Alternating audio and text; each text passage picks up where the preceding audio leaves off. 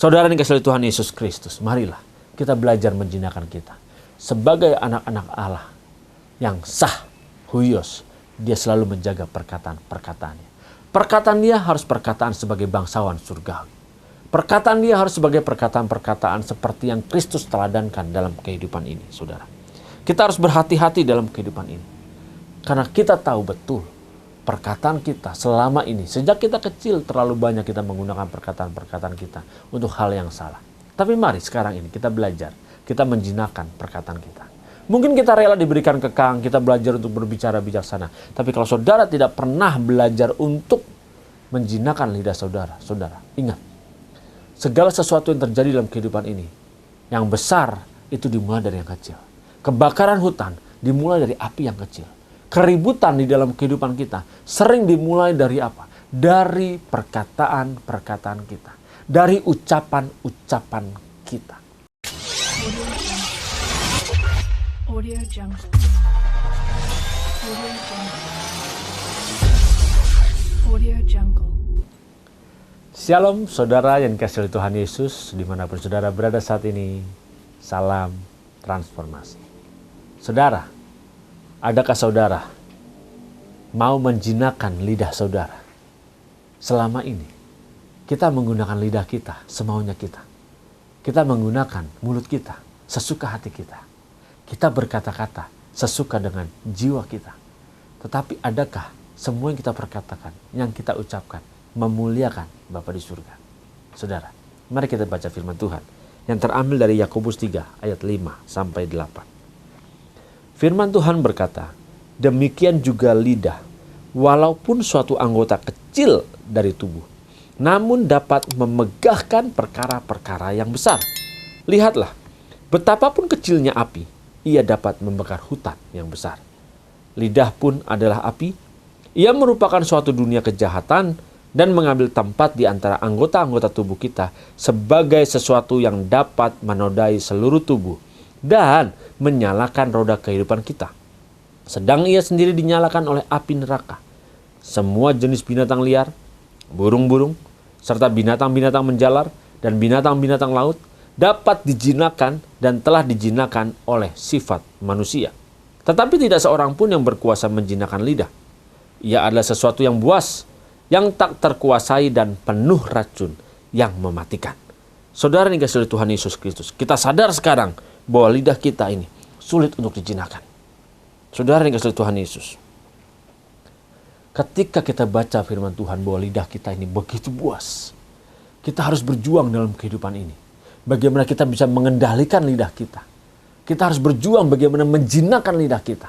Mungkin kita selama ini berkata-kata dengan bijaksana. Saudara, begitu banyak orang di luar sana yang tidak percaya kepada Yesus. Perkataan mereka jauh lebih bijaksana. Mereka jauh berbudi pekerti yang luhur dalam berkata-kata. Tetapi mari kita lihat bagaimana orang percaya. Adakah saudara sekarang ini sudah berkata-kata dengan baik? Mungkin saudara berkata-kata dengan baik. Tapi lihat, adakah saudara menjinakkan lidah saudara sendiri? Menjinakkannya untuk menggunakan sesuai dengan apa yang Tuhan inginkan, saudara. Lidah kita sangat buas. Sering kita garang, kita galak, kita lupa. Perkataan kita teramat sangat banyak menyakiti hati orang lain. Mari saudara, mungkin saudara bisa merenungkan. Selama dalam kehidupan ini, lebih banyak mana saudara? Saudara menggunakan perkataan-perkataan saudara, menggunakan lidah saudara untuk menyakiti hati orang lain. Atau justru untuk menyenangkan hati dan perasaan Tuhan. Mari kita belajar renungkan saudara. Saudara bisa menjawabnya sendiri. Apa yang sudah saudara lakukan untuk menyakiti hati orang lain atau untuk memuliakan Tuhan. Kalau binatang saja dapat dijinakkan, mereka menurut dengan kehendak manusia. Tetapi banyak orang percaya justru tidak mau dijinakkan lidahnya. Saudara, mari kita masih punya kesempatan dan harus kita ingat, kesempatan saudara hari ini adalah kesempatan terakhir. Siapa yang bisa menjamin saudara masih hidup? 2 jam lagi saudara masih bisa hidup? Atau besok saudara masih bisa hidup? Siapa yang bisa menjamin? Tidak ada yang bisa menjamin saudara. Jadi harus kita perhatikan betul bahwa kehidupan kita hari ini adalah kehidupan terakhir kita. Kalau kita sadar saudara dan kita dengar, mungkin kita tahu nanti kita akan meninggal. Kita mungkin nanti malam jam 12 malam kita mungkin akan pulang, akan mengalami kematian. Apa yang saudara lakukan? Saudara akan berbuat baik beramal, minta ampun sama Tuhan, berdoa, menolong orang lain, bahkan rela menjual harta saudara untuk menolong orang lain. Karena apa? Karena saudara mau masuk di langit yang baru dan bumi yang baru, di surga yang kekal. Saudara, kalau saudara tahu kapan saudara mati, saudara rela melakukan semuanya itu. Kenapa saudara tidak tanamkan dalam pikiran kita bahwa nanti malam jam 12 kita mati? Sehingga ketika kita menanamkan pikiran tersebut di dalam setiap detik kehidupan kita lakukan semuanya untuk Tuhan. Kita rela all out dalam kehidupan ini. Kita rela jaga hidup kita. Kita rela berikan hidup kita hanya untuk Tuhan. Saudara yang dikasihi Tuhan Yesus Kristus, mari kita belajar menjinakkan lidah kita. Kalau kita tahu kita akan mati, kita berusaha dan berjuang supaya perkataan-perkataan kita ini berkenan di hadapan Bapa. Kalau orang yang tahu besok mau mati, dia pasti akan berusaha untuk perkataan yang baik-baik, saudara. Saudara, saya yakin, mungkin saudara semua yang menyaksikan tayangan ini, kalau saya bertanya, apakah saudara sebagai orang Kristen? Ya mungkin ada beberapa yang bukan orang Kristen. Tapi saya tanya sekarang saudara, apakah saudara orang Kristen? Ketika saudara menjawab, ya saudara orang Kristen. Saya katakan sekali lagi, sebagai orang Kristen, belum tentu saudara menjadi anak-anak Allah yang sah. Sebagai orang anak Allah yang sah, huios, anak-anak Allah yang sah, dia baru pantas menyebut dirinya sebagai seorang Kristen. Karena orang Kristen belum tentu dia mempraktekkan kehidupan sebagai anak-anak Allah. Karakternya belum tentu sebagai karakter anak Allah. Terlalu banyak orang percaya pada saat ini mengaku dia sebagai anak Allah. Merasa sudah disucikan, merasa sudah dikuduskan oleh kuasa darah Tuhan Yesus Kristus. Tetapi di dalam perkataannya, di dalam ucapannya, setiap detik kehidupannya tidak pernah mencerminkan karakter Kristus di dalamnya. Jadi kalau saudara belum mempraktekkan, belum melakukan, belum memperagakan karakter Kristus dalam diri saudara, saudara tidak pantas menyebut sebagai orang Kristen.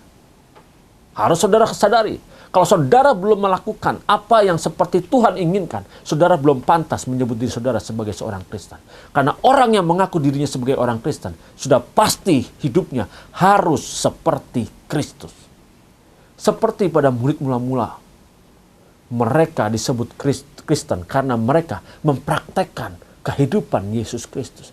Jadi kalau sekarang saudara mengaku sebagai seorang Kristen, tetapi kehidupannya jauh dari karakter Kristus, saudara sedang membohongi Tuhan. Saudara sedang membohongi publik, karena saudara belum pantas disebut sebagai orang Kristen. Saudara yang dikasihi Tuhan Yesus Kristus, marilah kita belajar menjinakkan kita. Sebagai anak-anak Allah yang sah, huios, dia selalu menjaga perkataan-perkataannya. Perkataan dia harus perkataan sebagai bangsawan surgawi. Perkataan dia harus sebagai perkataan-perkataan seperti yang Kristus teladankan dalam kehidupan ini, saudara. Kita harus berhati-hati dalam kehidupan ini. Karena kita tahu betul perkataan kita selama ini, sejak kita kecil terlalu banyak kita menggunakan perkataan-perkataan kita untuk hal yang salah. Tapi mari sekarang ini kita belajar, kita menjinakkan perkataan kita.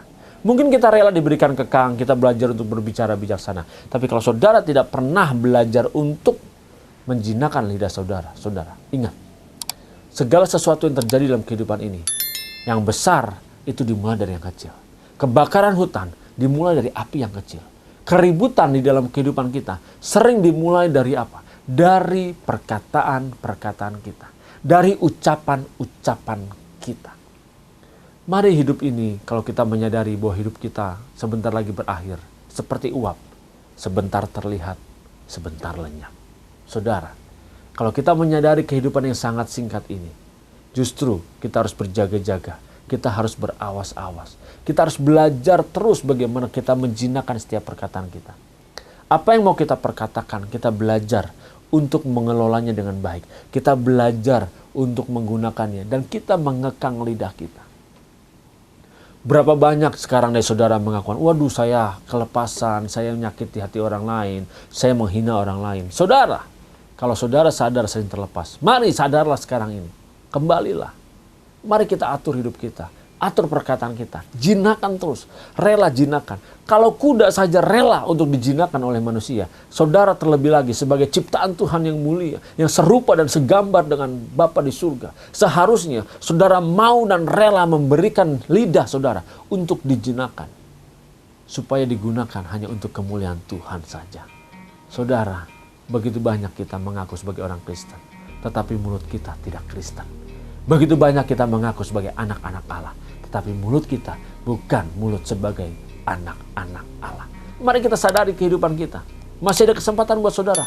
Kita berubah mulai hari ini. Kita berubah mulai hari ini, saudara. Ingat, lidah kita harus kita jinakkan. Kita harus rela bagaimana menjinakkan terus-menerus setiap detik, setiap saat lidah kita. Supaya kita mengarahkan lidah ini hanya untuk memuliakan Bapa di surga. Menyenangkan hati dan perasaan Bapa di surga. Mulai hari ini, saudara, belajarlah untuk menjinakkan lidah saudara.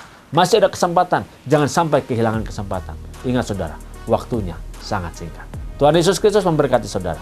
Salam transformasi.